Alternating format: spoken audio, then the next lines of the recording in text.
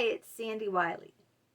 Welcome to my mental health channel, 50 Shades of Black and White, where I talk about my 20 plus years of being a patient diagnosed with borderline personality disorder. I also talk about other personality disorders, therapy, therapists, my experiences with schizophrenia, post-traumatic stress disorder, anxiety attacks, um, and a host of other things where I try to wipe away the stigma of mental health. I am not a therapist in any way. I do not have a degree in psychology. I'm only speaking as a patient, not a therapist, not as a professional. If you're new to my channel, welcome! Happy 2024! Happy New Year! Happy New Year, guys! Welcome! If you like what you see, give it a thumbs up and join my channel. It's for free. It's totally free. And I welcome all the comments on one condition only. Please be kind. Please be kind in the comments to me, to yourself, to everyone else, because if you are mean and nasty and hurt people or hurt me, I will hide you from my channel, because we only speak kind. We only speak kindness. We only uplift everyone here. We're just trying, to get by the best we can and support each other. That's what it's about. Kindness and support and care and understanding. And there's no room for mean comments in any of that. All right, what are we going to talk about today?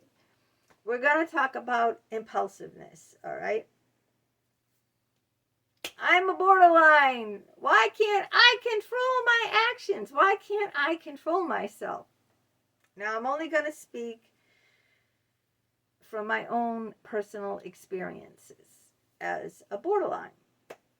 I'm 58 years old. I've lived with this all my life. I've been in therapy for almost 20 years. It didn't work out. I was sexually abused. I had sex with my psychologist who physically, mentally, and sexually abused me for 2 years. I had other therapists who exploited that relationship, exploited me. I've written books. I got the links down below. My LinkedIn, too, my news articles, which are free for you to read. And I've done other videos on that too. Now, I'm only going to talk about, from my experiences, why I can't control my impulses. That is one of the classic symptoms of borderline personality disorder, not being able to control one's impulses. And I'm going to talk about what that's like for me. Now, I'm overwhelmed by my feelings, like totally overwhelmed. They like engulf me. All right. Think about you're on the beach, right? And you're having a nice time, going in the water. It's a hot summer's day and the water's refreshing. And then all of a sudden, this huge wave, okay, engulfs you. It just takes you out further and further from the shore. You're caught in this riptide, okay, swirling, and it's dragging you out, and you're fighting to swim back to shore. You're fighting, but the more you fight, it drags you further and further and further out until you're never going to see shore again. You can't see it. All you see is this wave engulfing you, water everywhere, no shore. That's how I feel when I have a feeling that takes over me. So my reaction is to fight my way out of it, right? Like, if you're caught in that, like in a riptide, you're going like this. You're trying to get out of it. The more you fight, the more you try to swim away from it, the more it engulfs you and takes you further and further and further away from shore. And I just I have to, it's just not a rational thought. It's not like, you're when you're put in a situation like this, you don't have rational thought. It's like if someone threw you on the train tracks and the train is coming, you know, you're going to try to jump out. You're going to jump, right? You're going to jump out of the way. It's not like you have time to really think about it. And that's what it is like for me. That train is coming and I've got to jump, right then and there. There's no time to think about it. I just got to jump. And that's where the impulsiveness comes in for me. That I got to jump. There's no time to think now. It's like no time to think when the ocean is pulling you further and further away from the shore. You know what I mean? You're frantically like that. Or when that train is coming towards you, you don't have time to think. You just act. You just act.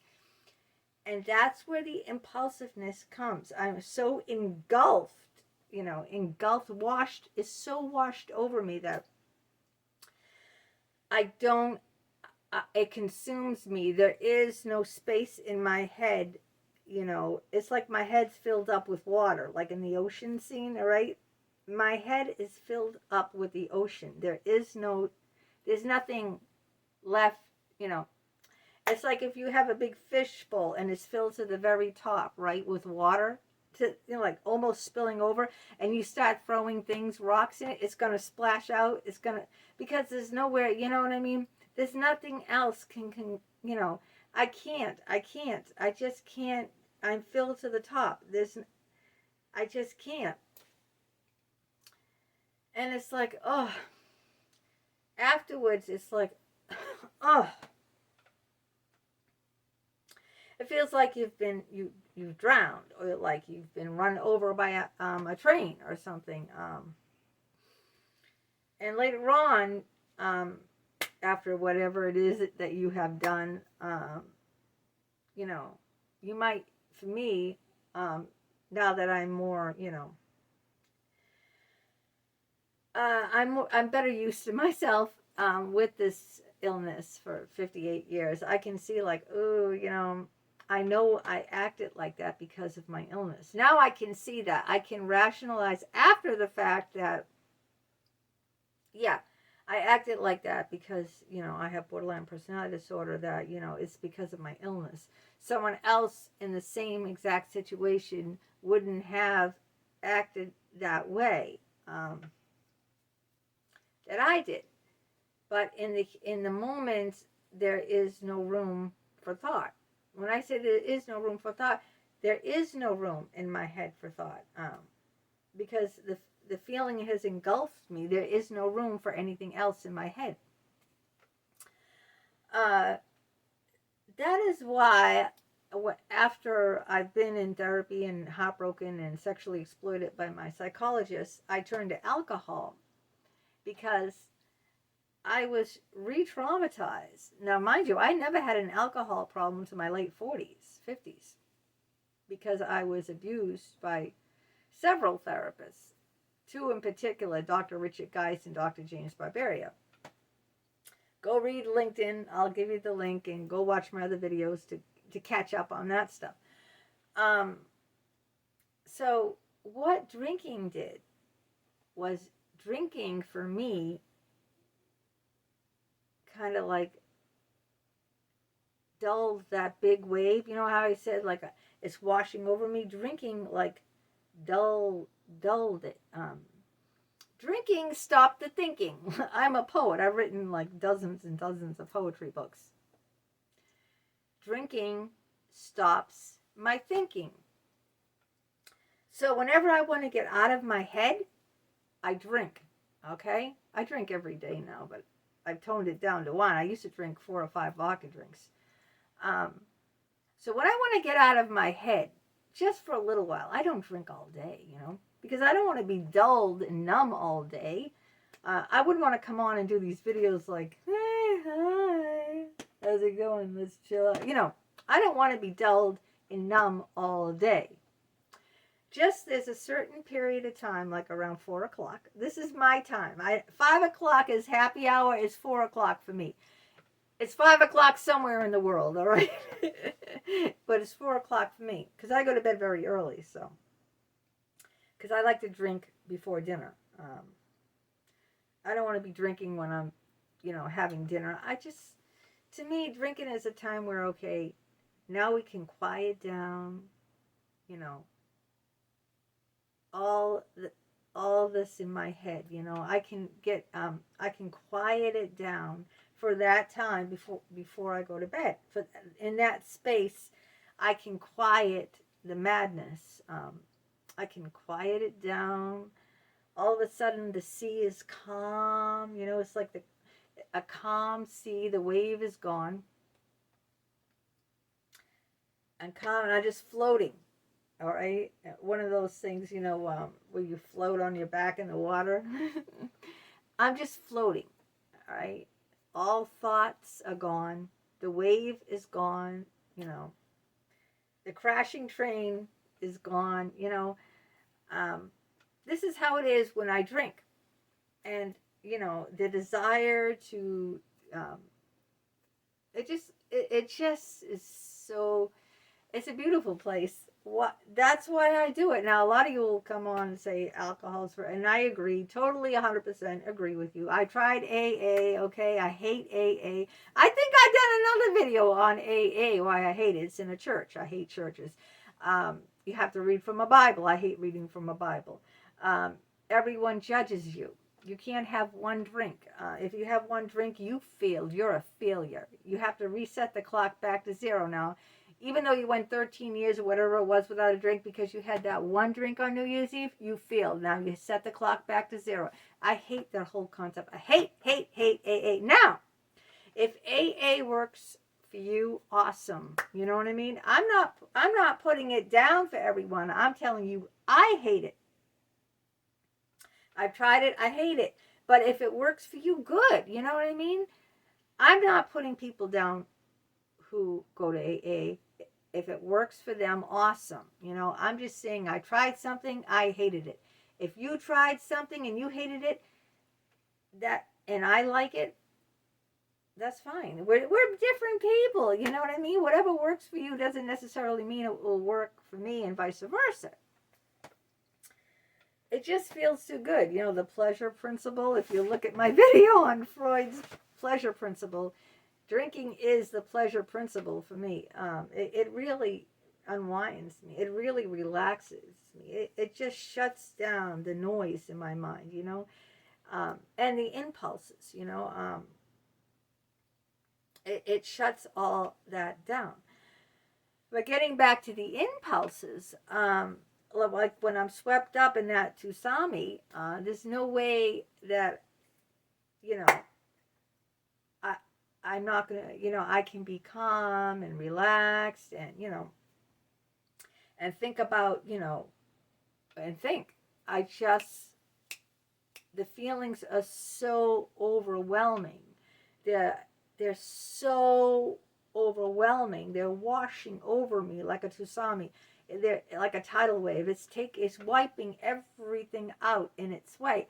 And this is how I am. I just react. I've done some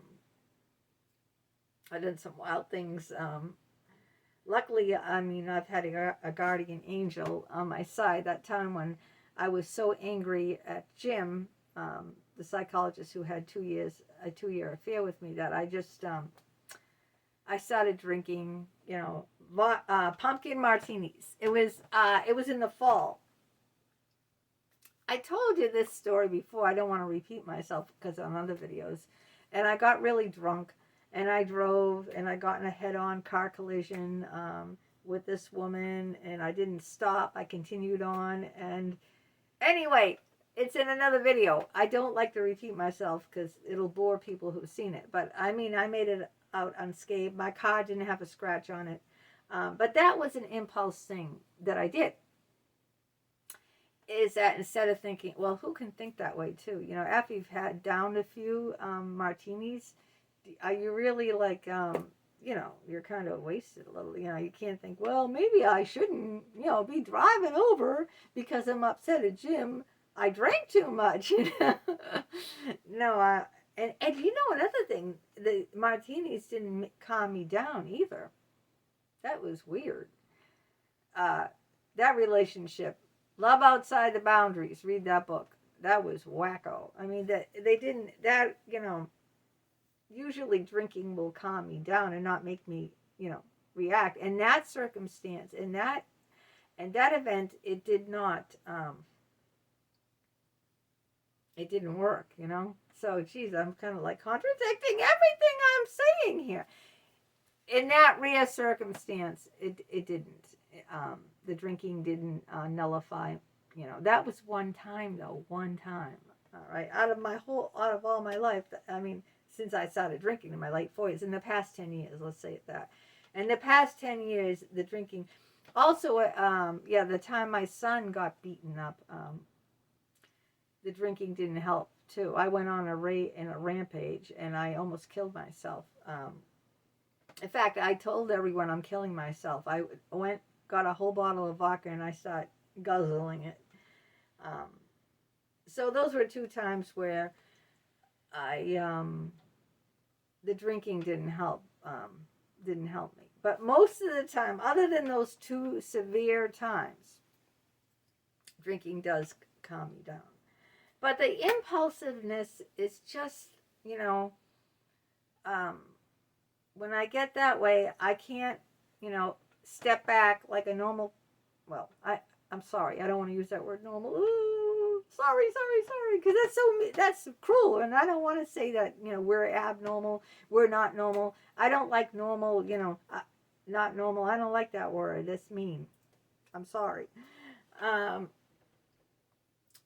A person without borderline personality disorder can step back and think about, okay, I'm really upset now. I better not do something. Well, I was really upset after I found out that my son was badly beaten, that I wrote a very angry letter to the vice president of the place. I can't name it, okay, because of a lawsuit that ensued. I signed papers, so I can't name this place. I wish I could blast the name all over. I wrote a very nasty letter, and I called their staff a bunch of monkeys. Immediately after I did that, they kicked my son out, even though he didn't do anything wrong. He was severely beaten with bruises. The police were called. An investigation is still in the court system. But because I wrote that nasty letter and I called the staff a bunch of monkeys, they said I was prejudiced. I didn't mean it in a prejudiced way. What people can take that term monkey to mean, I meant it like a fool, an idiot, an ape. But they took it to mean a person of color. Now, I don't know why they took it to mean that. I meant it like, if I say you're a monkey, you're acting like a monkey. To me, I looked it up too. It means you're acting like an idiot. You're acting like an ape, a buffoon, right? But they twisted it around and said I was prejudiced, even though their person beat my kid to a pulp, landed him in the hospital, and my kid is severely handicapped. I mean, I was in a rage. I screamed. I threatened. I did everything to them. This was my son. What if it happened to you, even if you're not borderline? But maybe another person who wasn't borderline could have said, okay, maybe I can't, I shouldn't say those things. I should act more nice. I shouldn't call their staff a bunch of monkeys, even though they beat my kid to a pulp. And other staff saw it and just ignored it. So they're just as guilty. If you see a kid being beaten, and you just stand there and look and say, oh, and don't do anything, you're just as guilty as a person beating them up, because you're doing nothing. So I just went ballistic, and I called the vice president of the place, and I started swearing and cursing and calling his staff monkeys, and all this stuff. I said you run a shit show and I'm gonna sue you and da da da da da da da da da da da da da, real borderline style. Instead of just, I don't know how I could take a step back. It's like if, I just couldn't. It's like that train coming and my son was there, I just can't take a step back and see the train coming and just say, well, I don't know. I had to do something, I don't know. It was just so consuming. It just washed over me like that. And, as a result, he was kicked out and put into this temporary place because they couldn't find something. They kicked him right out. There was no time to find it. Right now, he's in a very nice place in Boston. I don't want to say the name of the place in case something goes wrong. And later on, I want to talk about it. I go, oh, I can't say it because I said their name. So I'm not going to mention any names like that. It involves my son, so I'm not going to. With the psychologists, I could care less because all it involves with them is me and them, It doesn't involve my son or anyone else, And these psychologists are idiots who ruined my life. So I can speak their name, but when it comes to my son, I don't want to do anything that would hurt him. So I don't want to mention the people, the place or anything that, because I want to protect my son, That's why. Otherwise, if it was me, whoo, but so that's what happens with me. I'm a very emotional person, and I have a violent temper, violence, and you don't want to get on my bad side, okay? You just don't. If you hurt me or you hurt my son,